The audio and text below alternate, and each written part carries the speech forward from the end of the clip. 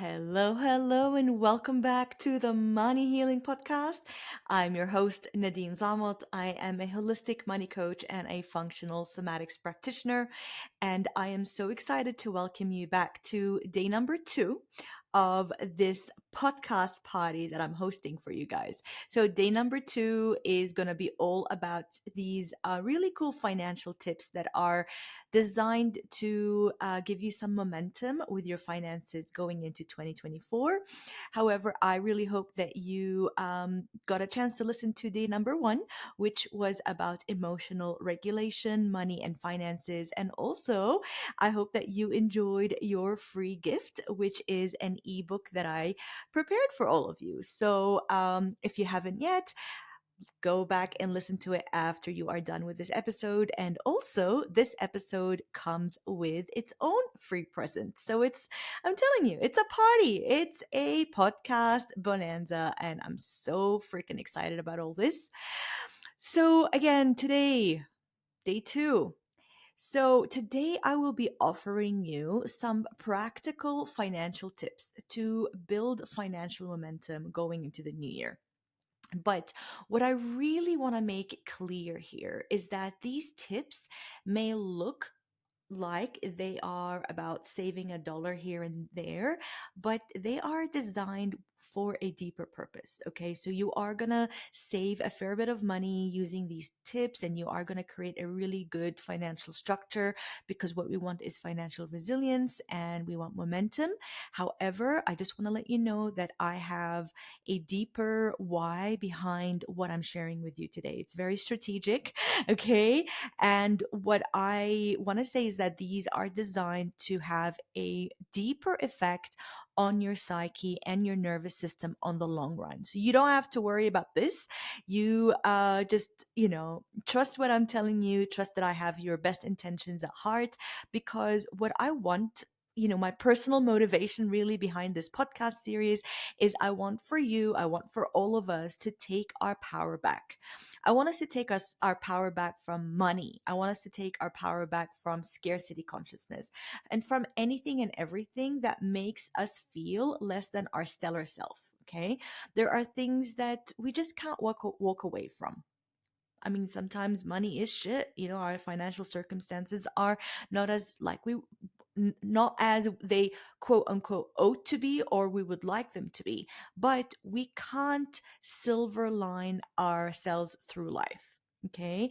But what we can do is we can reclaim our power back from them, because if something scares us, it is taking our power away. If something worries us, it is robbing us from the enjoyment of the here and the now.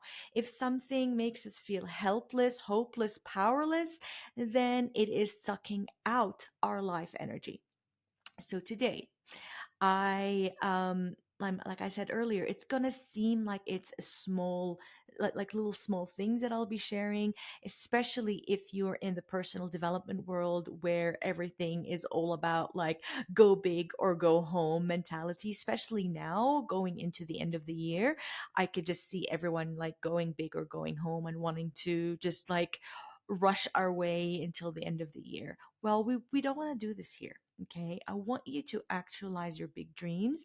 Big dreams are beautiful, but I want you to start thinking differently about them. There's this really famous book called Atomic Habits, and the author of that book, I believe, is called James Quick. Correct me if I'm wrong. But there's a story in there that's very famous where he got to he had one of his clients achieve a goal of losing, I don't know how many pounds, like it was a lot of pounds, by telling like he told his client to just drive and park his car by the gym for 5 minutes every day. Okay, he said, go park your car for 5 minutes at the gym and then come home. I think the story went like that. I can't really remember, but that person actually ended up losing that weight just because, just because they did these small, very small yet mighty steps. So it's kind of like that. That's what I want to share with you today. Okay. So the big goal is for you to become financially empowered, whether that means getting out of debt, saving for a house, saving for an emergency fund, attracting business, or learning how to hold in abundance, however that might mean for you. Because, if you listen to this podcast episode now, your big picture financial goal is one thing. But if you listen to this in a year or even in 6 months, your big picture financial goal is going to be different. However, I'm going to teach you the tools that you can apply to any financial goal that you have, because instead of going big or going home, we're going to try going small yet consistent, okay? Focusing on smaller goals that create momentum and a ripple effect.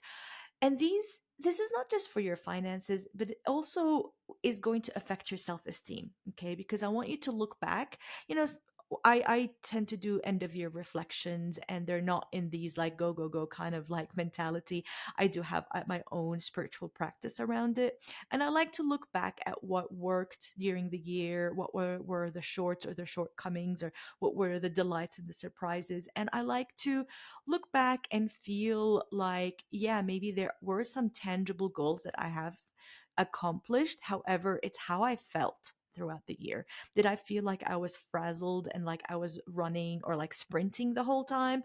Or did I achieve these things or accomplish these things from a place of spaciousness, from a place of grace, from a place of gentleness and kindness? Because that is what's going to stay with you, the tone and the flavor of how you did what you were set out to do. Okay. But when we look back and we see that we had these big goals that we didn't even come close to accomplishing, our self-esteem gets deflated. Okay. I want you to look back at your year a year from now, and I want you to feel proud of yourself instead of, like instead of just feeling like, oh yeah, fuck yeah, I did this. It's more like I feel proud that I did whatever I did in a very well and sustained way, in consistency. Okay. Big goals, when we have these big goals, they're not sustainable. They're good for the ego.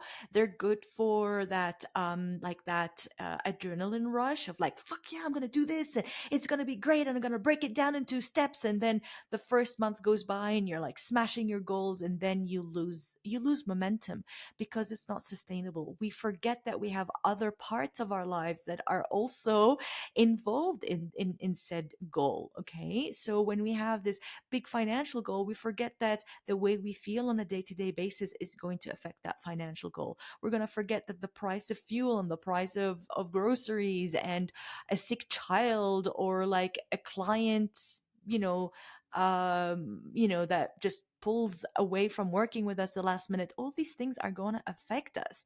So that's why we go slow, and we build momentum, and we leave space. We leave space for magic, meaning we leave space for life to happen, because that's what flow means. We create what we can create, but then we step back and we receive. We receive life, because life is ever changing, and money ebbs and flows, and we go with that ebb and flow. But we do that from a place of centeredness. We do that from a place of self-esteem. We do that from a place of knowing who the fuck we are, as opposed to going with the motions of life, of, oh my god, I feel really good, oh my god, I feel really bad. And I like to liken this to being like surfing the waves instead of being inside of the waves. I don't know if you've ever had this experience of being inside of the ocean when the wave is hitting and you're like, oh, like you're like swallowing water, and your bathers are like coming off, and you're trying to hold on to your bathing suit, and you're trying to breathe and come out of the wave, as opposed to being the surfer, being on top of the wave and going with it. You go with the wave, but you're on top. You're in charge of how you are feeling. Okay. Because another thing, and I know you know this, I love talking about the nervous system, and I love talking about the emotional, aspect of all of this. What When we focus on accomplishing smaller things that contribute and have a ripple effect on the big picture, we are looking at slow and steady. And slow and steady is actually the best for our nervous system, especially if you have someone with a history of money wounds or CPTSD. Okay. So, we are going to break this down into very small yet strategic steps that will gradually take you to the finish line in a, I don't know, like a nice soft jog kind of way, as opposed to a sprint where you're just like dying, right? So we're going to go nice and steady and consistent. We're going to build momentum in this way to create a transformation. We want to create a transformation, not just a superficial change in your finances. Okay. And I don't want you to freak your nervous system. That's another reason why sometimes when we set these big goals, and we maybe go and achieve them, try to achieve them in the first bit, and then we lose steam. It's not that we lose steam, it's because our nervous system gets overwhelmed because we haven't stretched our window of tolerance to be able to tolerate the next level. And that's why my program, Create Fulfilling Abundance, or CFA, is 6 months, because this needs time.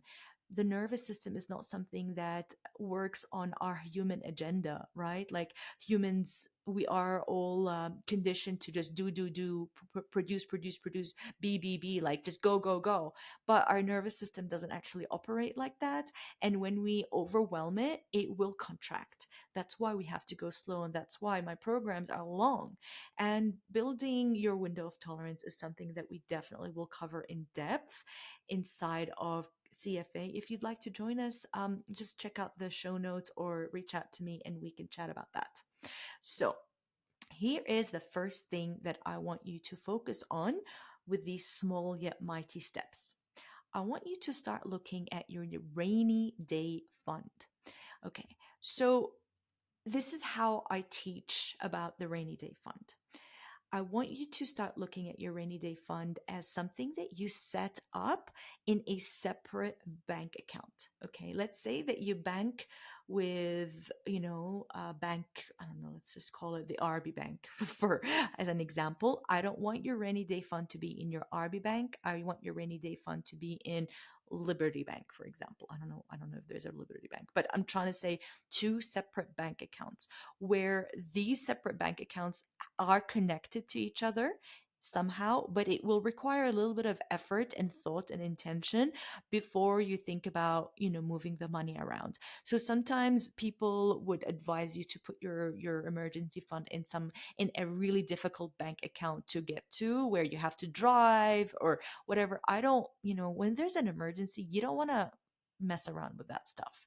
So something that is separate, and then automating. Okay, so if you are someone that receives a regular income from employment, for example, or maybe you're a freelancer or a coach or a healer, and you receive regular income or more or less regular income, I want you to start getting into the habit of auto sending, like automatic sending. There's a word for it, of course, my brain. Sending money automatically every month to your rainy day fund until it's full. Because here's the thing, having a too big of a rainy day fund is not advisable either. We need to also feed our other goals and desires, and it's not all about emergencies, right? So how much you have, that takes me to the next step, is determining how much you have is according to you and your life phase. A lot of people are like, you need to have 3 to 6 months, blah blah blah, but that's so no, I don't really think that that's the rule that applies for everyone. It really is determined by you and your phase of life. Maybe you are in a phase of life where you are paying off debt. So right now, your focus is to pay off debt, and maybe your rainy day fund is going to take the back seat for a while, for a little bit. So what we need now is to have at least, I would say the minimum for that cushion is $1,200. Okay, of course, if you have children, I mean, $1,200 for a single person. Maybe if you are a parent that has three children and, different circumstances, of course, you might need more. But I would say at a minimum, $1,000 to $2,000. Okay. So if you are in a life phase where you are paying off debt at the moment, I would still recommend that you have a cushion. It's still very, very important. One of my clients, she was making really good money, but all her so before she got a really good job, she accrued a lot of debt, and then she got herself a really good job, but all her savings or everything that was not spent on her day-to-day life, like her rent and all of that and groceries, was 100% going into debt. But she like felt off about it, and she felt like she was going more and more into debt because of it. And when she once she came and started working with me, we worked on her also in tandem creating an emergency fund.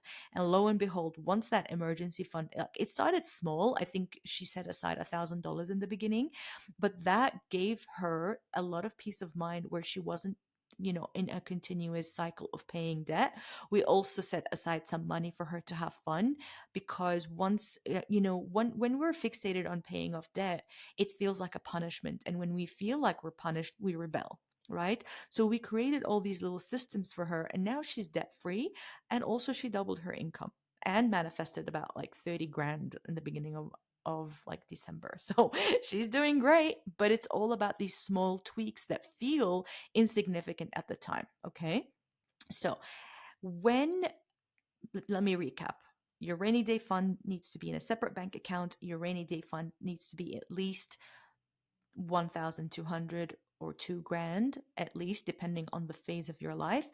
And if you're in a phase of your life where you're building wealth and savings, then that's when you start considering bulking up that emergency fund. Again, your emergency fund really depends, or your rainy day fund, whatever you want to call it, really depends on your life circumstances. Okay.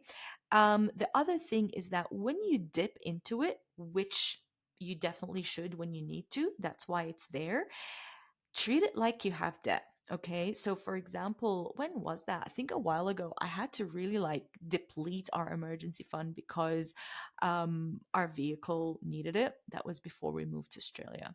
And I just added a line in our bucket system in our spreadsheet, and I teach that bucket system in CFA, and I just treated it like debt, and I paid it off, and I paid myself back as if I was paying back a loan, right? So that's how you do it. That's how you stay on top of it. And also, to build it, look around you. What is in your storage space? What is in your house? What can you sell that is going to maybe bulk up that rainy day fund? There are so many things that are lying around the house that can be sold on Facebook Marketplace, on many other places. Maybe make a little like trade day with your friends where you all like do a declutter and then sell things to each other, for example. But what I'm trying to say is that you can uh, bulk up that rainy day fund by looking at what's lying around the house, and maybe you can sell that, because we also want to create space. Okay. So if you have something in your storage area or in your garage or your house that is taking up space, we need that space. That space is taken up by something that is no longer aligned with you. That's something that is no longer, turning you on or lighting you up. So creating space is actually very important. It's a very important step that we all overlook when we want to receive. Everybody's like, I want to receive more abundance. And I ask the question of, do you have space to receive? And decluttering your house, decluttering your inbox, and decluttering these things is actually a way for you to create that space. And we are going to get into that more deeply in day 3 of this financial empowerment podcast party. But I'm going to move into the second tip, which is all about getting intimate with your numbers. In just a second, I'm going to have a sip of my coffee. I do love a cup of really good coffee. So let's now talk about the next tip that I'd like to share. So, in the last episode, which is, I believe it was episode number 46 of the Money Healing podcast, but it's also episode number 1 of the Financial Empowerment series, we talked about how money is emotional, okay?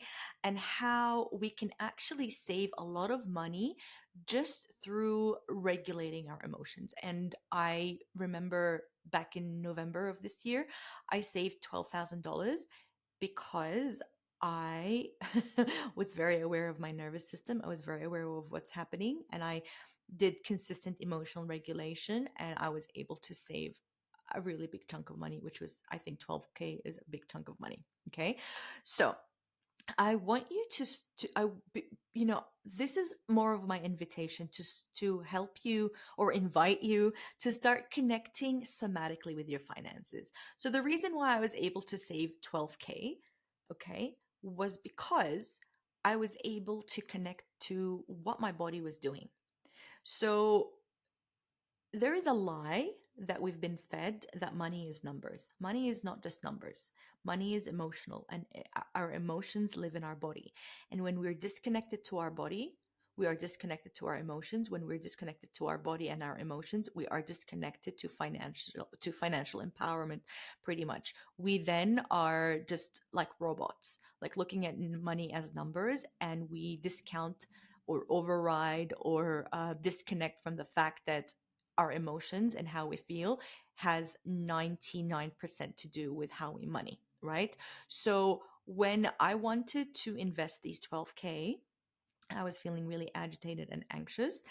And I knew that being agitated and anxious and out of balance is not the best place to make any decision, right? Investing 12K into whatever I wanted to invest it in at the time is actually not a bad idea. But once I came back to a place of balance, I realized that I was doing it out of trauma. I was doing it out of woundedness as opposed to from a place of abundance and self leadership. Okay. So, connecting somatically with your finances is not this like esoteric concept. It simply means allowing your body to have a say in how you money. Because when we do that, we actually really connect with a deeper wisdom. Your body is wise. And I bet you that your body has a lot to say.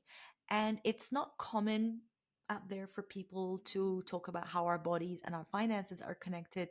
But once you start listening to your body, you don't have to action things straight away.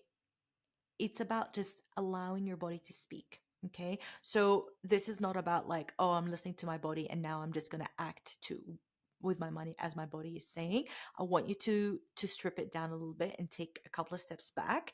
Don't take action yet, but just notice how your body feels when you are paying for groceries, for example. Notice how your body is feeling when you're listening to this podcast because it's all about money. Notice how your body is feeling when you pay a bill. Okay. And we're going to get deeper into that once I share the next action step with you. All right. So, just getting into that habit and listening to what it has to say, and that is going to inform you and give you a lot of information on the why behind your spending, especially if if you're the type of person who spends money in a way that doesn't really make sense to you. Okay. This whole like money slips through my fingertips, I don't know where it goes.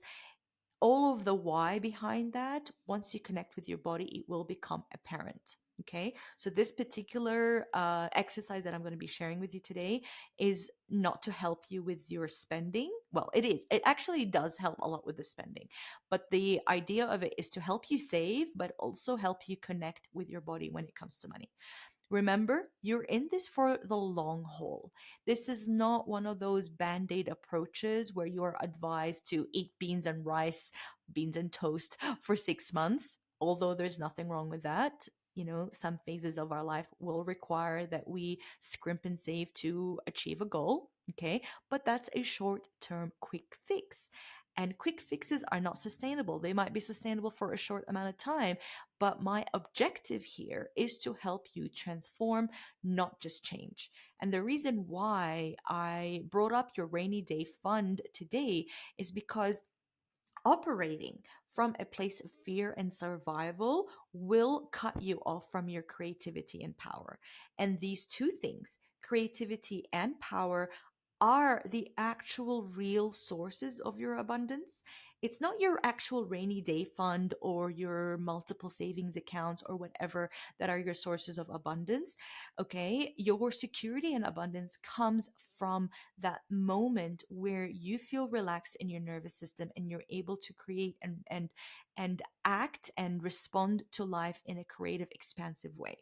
That is why we talked about the rainy day fund. Okay, of course it's important to have that. Of course I understand the practicality of money. I'm not like, I don't live in this world with my head in the sand, but I just want you to know that there is a deeper why behind that. Okay, so if you like, what you have in your bank account is not the source of your abundance. I'm trying to say that. What you have in your bank account is not the source of your abundance. It may be the source of your financial security, but your abundance cannot come from an external source that naturally ebbs and flows, because then how we feel about ourselves will also ebb and flow. So what I'm trying to do here is helping your nervous system to relax and trust by giving you these small yet mighty tips that will sustainably create forward momentum. And now we're going to move on to the second step, which is also gift number two. And this gift is an organizer for your subscriptions. And this organizer that you can get just by going on the show notes, I think I will call it gift two. Yeah. So go on the show notes and download your subscription organizer, and it's going to help you in a multitude of ways. I designed it to help you keep track of your personal and business subscriptions. And I even created tabs in it for you to keep. I created tabs for you to keep tabs. I created tabs for you to be like in touch with your annual and your monthly subscriptions as well. We all have a gazillion apps these days, and it's very hard to keep track of. So this tool will be very, very helpful for you for that. I first came across this idea from my program, like one of the programs that I completed last year, which is called the Trauma of Money. But I took the raw material that they gave me, and I built upon that using what I do in my personal and my business finances. Okay, so I give credit where credit is due, but also I give myself credit that I built upon that using structures and tips that I use in my day to day life. Okay. So, um, this little tracker or organizer is going to help you start connecting with your finances on a somatic level as well. So it has multiple what's it called, benefits.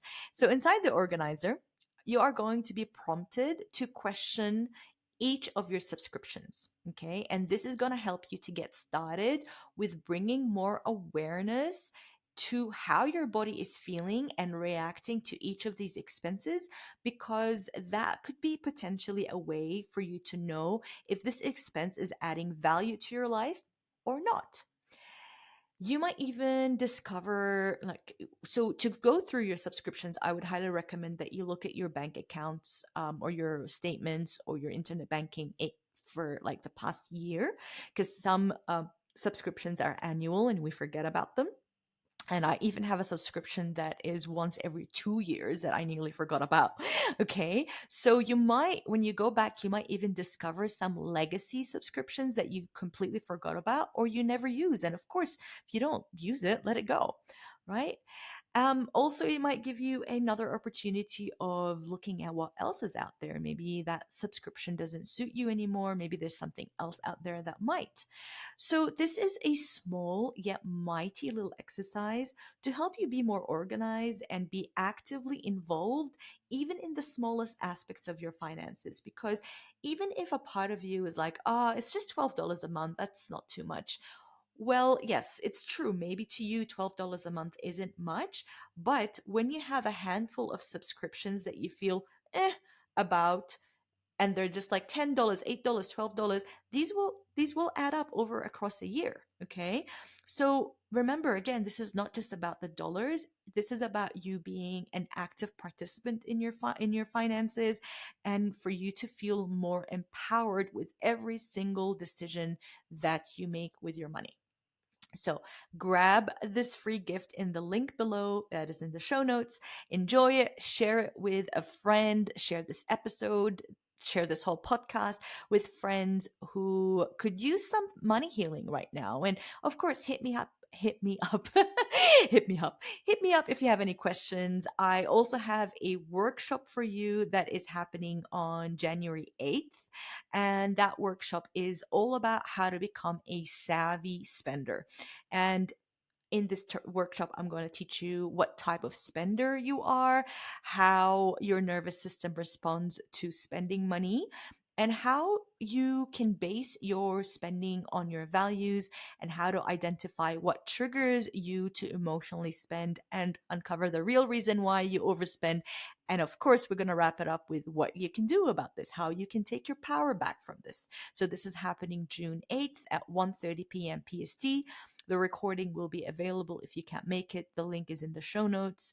And if you are part of the Money Sanctuary, which is my community, you will get access to that workshop as well as all my other workshops that are going to be rolling out in 2024 for free.